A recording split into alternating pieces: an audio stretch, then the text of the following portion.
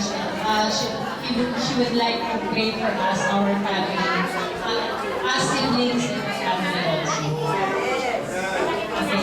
Si Nina Rachel is ina namin ni Glenn sa kasal. So, they're actually our spiritual parents, second parents. Dahil wala ang nanay at tatay ko dito, wala rin yung mama ni Glenn. So, sila talaga yung nanay at tatay namin dito.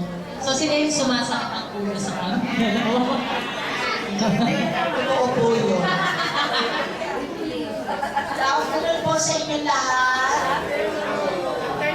Samantalagin na natin. I'm sure marami pang gustong magsalita to honor tatay and nanay. But all of this is possible only because may nagmamahal talagang mga anak at mga kamag-anak at mga apo. So before I call on the immediate family, I would just like to quote a verse in Psalm 103, 17-18. Pwede po ba higit ko lang ng konti sandali yung mga tenga ninyo? Hindi naman po tutuloy. Char. Sabi po dito sa Psalms, it says, from everlasting to everlasting, the Lord's love is with those who fear Him, and His righteousness with their children's children.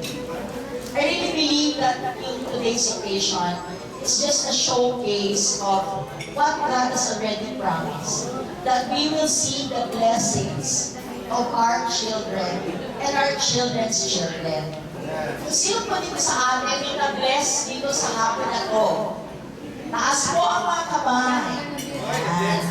Ako po mismo at yung husband ko, sobrang kami na-bless. Actually, kami din po, we just came from our family reunion yesterday in Pampanga. My mom turned 90 last July. And I believe yung old age mo, 9. Tay, sis tatay na makulit. Tay! Tay! Tatay Obet! Tatay Obet! Awating mo na! Ako mahal ako magsalita Tatay Obet. Yes, ako. Tay, gusto ko ma-witness pa na umabot kayo ng 90. Kaya, Nay and Tatay Obet, alam ko sinabi ko kanina, every morning, sinasabi niyo na, Lord, salamat sa buhay namin. Sabi niyo yung talagang prayer na specific na, Lord, I want to live not just for myself, but for my children, to see the blessings in the land of the living. Di ba ba yung sinasabi na kung nakikita ako sa heaven, pag namatay na po tayong lahat, di na po natin nakikita talaga kung ano yung nandito, because we will be in the eternal kingdom realms with the Father. So, kaya sinasabi na blessing talaga makita yung pagpapala ng Panginoon habang buhay pa tayo at humihinga. Amen. Amen.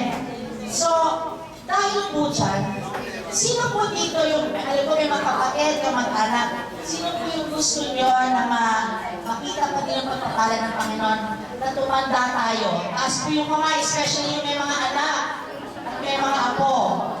Yan. Yan. Sinapakaganda po ng legacy ni Nanay Auling at saka ni Tatay Obet. Kasi sure na sure po ako na pinagdasal nila yung mga anak nila and even their grandchildren. That's why they merited, hindi man perfect, di ba? Sa pamilya ko, walang perfect. Kayo ba, hindi nag-aaway-away? Oh, we're just doing the commandment of God to love our enemies na minsan lang sa pamilya natin. Guys, hello? Right? And I think this is the glue that seals it all. When your mother and your father are still alive, we just want to honor them. And if this is truly a legacy that they want to pass on to the generations after us, kahit mawala na sila, nandoon pa rin ang pagsasama ninyo. So I think this is an opportune time for us to remember that this is not just a celebration of a birthday, ni nanay at ni tatay, or their anniversary, but it is also honoring our Lord Jesus Christ who came. Ito na nga yung essence, minsan nawawala na tayo because of the busyness of our schedules during the Christmas season. Di ba? Minsan nga, nagsisipang gabi pa tayo, pero gusto na natin buuin yung ilang days kayo, 7 days, 9. Pero di ba, inaantok ka, isang mata mo, nakapikit, isang kabila, yung iba. Well, I don't know now. Kasi noong time na yun, gusto mo lang magsimba dahil sa bibingka at saka sa puto bumbong, right? Pero ngayon, lahat instant na kahit hindi paso, pwede ka mag-order ng puto bumbong at bibingka. But then again, we're here in this season because we want to be reminded. So, I just want to continue. We want to offer something for you. Sabi ni Cristelina, ang daming paraffol, ang daming paligalo. But even before we leave this room,